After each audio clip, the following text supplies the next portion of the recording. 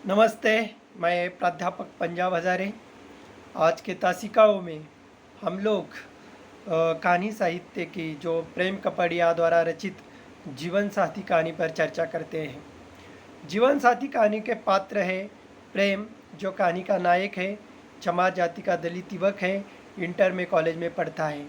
रेखा स्वर्ण समाज की है, प्रेम की सहपाठी है, दोस्त है, प्रेम के और आकर्षित है और प्रेम से शादी करना चाहती है। सविता रेखा की माँ है, जो सविता की फैक्ट्री की मालिक भी है और रेखा उसकी एकलौती बेटी है। रमेश रमेश रेखा का मामा है। रावत प्रेम का स्कूल का मित्र है। राकेश स्कूल प्रबंधक कमेटी के अध्यक्ष का बेटा है। तो जीवन साथी कहानी के कुछ महत्वपूर्ण बिंदु है कि जो सामाजिक संरचना या सामाजिक व्यवस्था, दलितों का जातिगत अपमान, गैर दलित लड़की रेखा के साथ प्रेम की शादी, जातिवाद से ग्रस्त स्वर्ण समाज का दलितों के प्रति व्यवहार, पुलिस तंत्र का दलितों के प्रति व्यवहार और प्रशासन जो दलितों के प्रति उनकी जो बर्ताव है उसका चित्रण प्रेम कपड़िया ने जीवन साथी कहानी के माध्यम से किया है। तो जीवन साथी कहानी में जो कहानी के माध्यम से प्रेम कपड़िया समाज व्यवस्था और जाति व्यवस्था का विरोध करते हुए कहते हैं कि आज दलित चेतना का स्तर इतना हो गया है कि आज जो दलितों की नई पीढ़ी है अब जाति के नाम पर किए जाने वाले अपमान को वह बर्दाश्त नहीं कर पा रही है, उसका विरोध कर रही है।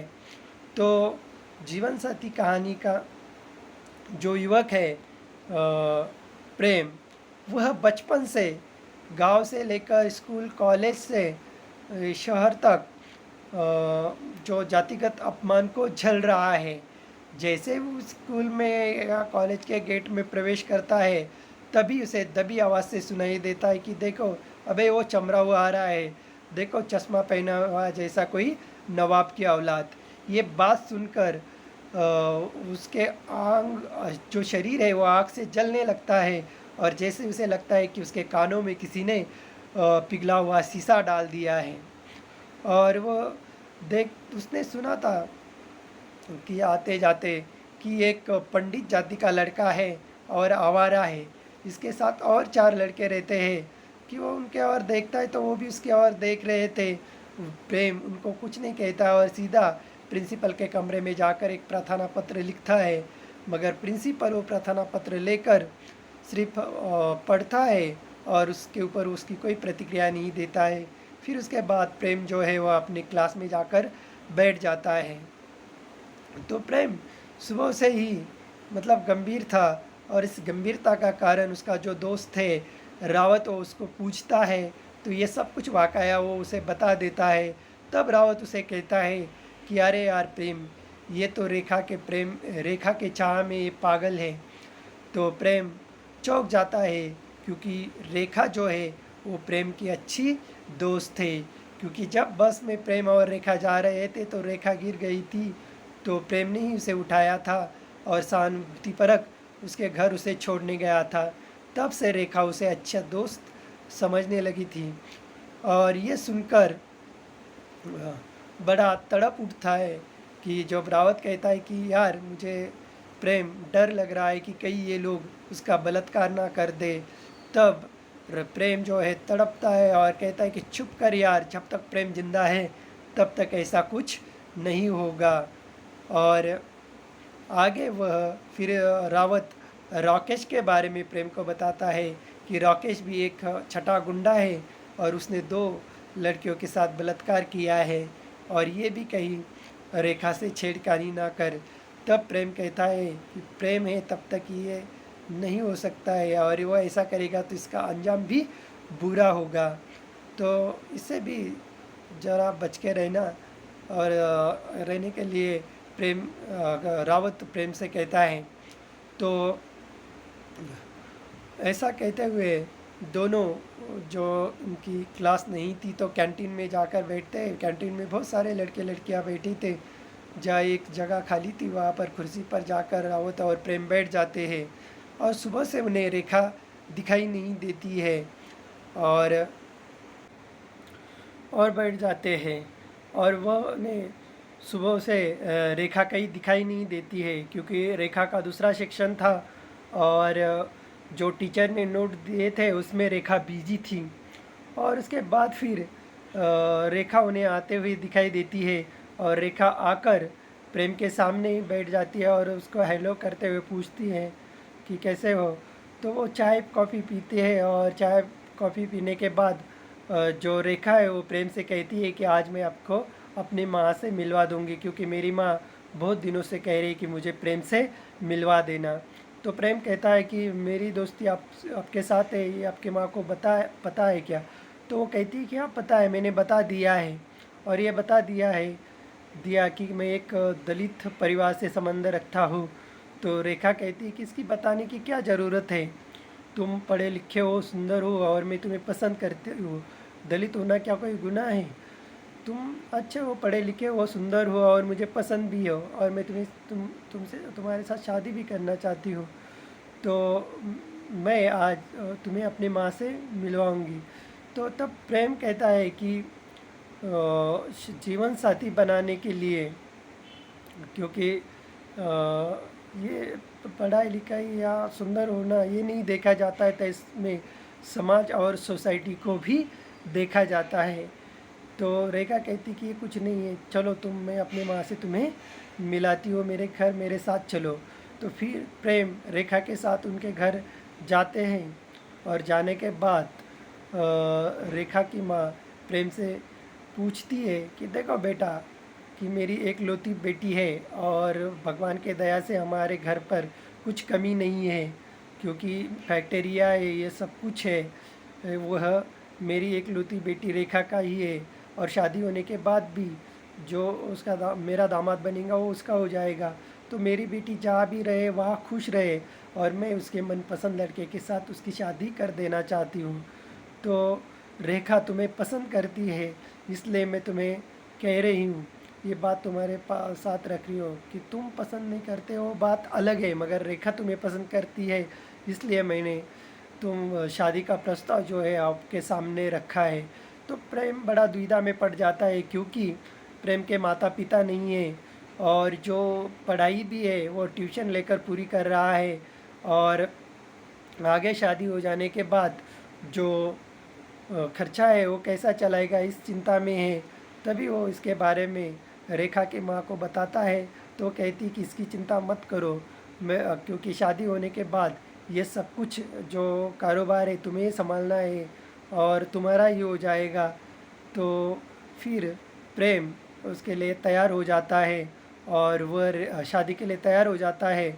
और जो रेखा की माँ है वो एक डिब्बी लाने के लिए कहती है और उस डिब्बी में अंगूठी है और वह अंगूठी वो रेखा को प्रेम को पहनने के लिए कहती है।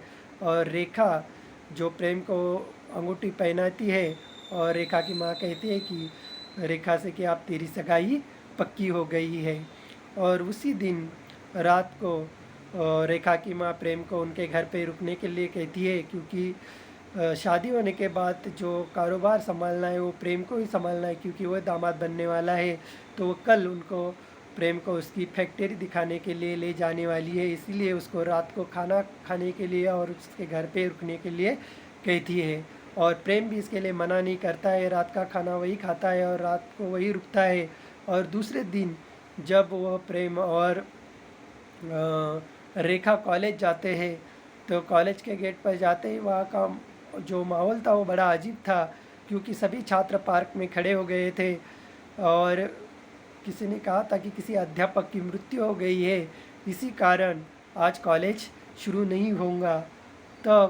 तभी वो घर निकलने के लिए था तो गेट के सामने रेखा की माँ और रेखा का मामा जो है रमेश वो गाड़ी लेकर आते हैं और रमेश और रेखा को प्रेम और रेखा को उसमें बैठने के लिए कहते हैं। और रमेश का जो रेखा का मामा है उन्हें घर लेकर जाता है और उनके बैठक मतलब जाकर बैठते हैं। तो रमेश जो है रेखा का मामा वो सीधा प्रेम से सवाल पूछता है कि तुम एक मामूली आदमी हो और तुमने ये कैसा सोच लिया कि हमारे घर का दामाद बनने का, क्योंकि तुम तब वो कहता है कि मुझ में प्रेम कहता है कि क्या कमी है। वो कहता है कि तुम एक दलित जाति के हो, चमार जाति के हो, और चमार जाति का लड़का मेरे बहन का दामाद बने, ये हम कैसा सहन कर सकते हैं। तब प्रेम कहता है कि आप मुझे चमार कहकर नहीं बोल सकते, ये चमार कहना अपराध है। तब वो कहता है कि तुम यहाँ से शराफत से चले जाओ। तो वो कह रहा है कि क्या मुझे तुम शराफत से चले जाओ। तो प्रेम कहता है कि आप जो है, तो मैंने इस शादी के लिए हाँ नहीं कही थी, आपने बहन ने ही प्रस्ताव मेरे सामने रखा था। तो जो रेखा की माँ है वो कहती है रमेश से कि रमेश ये जो प्रेम है वह पढ़ा लिखा भी है और सुंदर भी है, आप जाति को कौन पूछता है, क्यों हम लोग रेखा की शादी इससे ही कर देते हैं। मगर रमेश कहता है कि नहीं, मैं इस दलित लड़के के साथ उसकी शादी नहीं करूँगा, मैं अपनी मर्जी से रेखा की शादी करूँगा अपनी मर्जी के लड़के के साथ। और हमारी एक ही कज़िन है और उसकी शादी मैं अपने मनपसंद लड़के के साथ करवाना चाहता हूँ।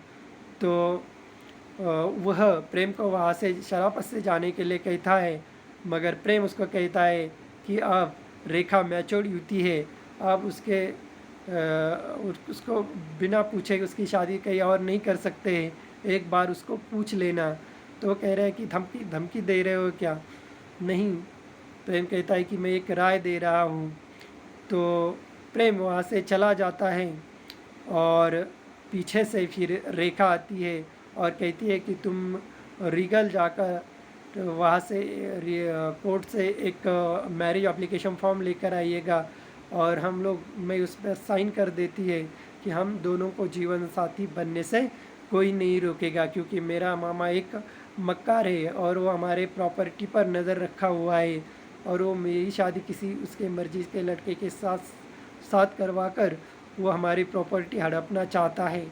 तो इसलिए वो कहती है कि मैं आपके प्रेम तेरे साथ ही शादी करूँगी, तो वो एप्लीकेशन फॉर्म लेके आ मैरिज, और मैं उसके ऊपर साइन करवा दूँगी। तो अगले दिन प्रेम वो मैरिज फॉर्म लेकर आता है और रेखा उस पे ऊपर साइन करवा देती है, और एक सप्ताह की डेट भी उन्हें मिलती है। मगर दूसरे दिन प्रेम कॉलेज जाता है, मगर 4 दिन होते हैं रेखा कॉलेज नहीं आई थी। तो बड़ा प्रेम उदास हो जाता है, बेचैन हो जाता है, और उसे लगता है। अगली कहानी जो है हम लोग अगली तासिकाओं में देखते हैं। सॉरी, इस कहानी का जो कथानक है अगला, वह अगली तासिकाओं में देखते हैं।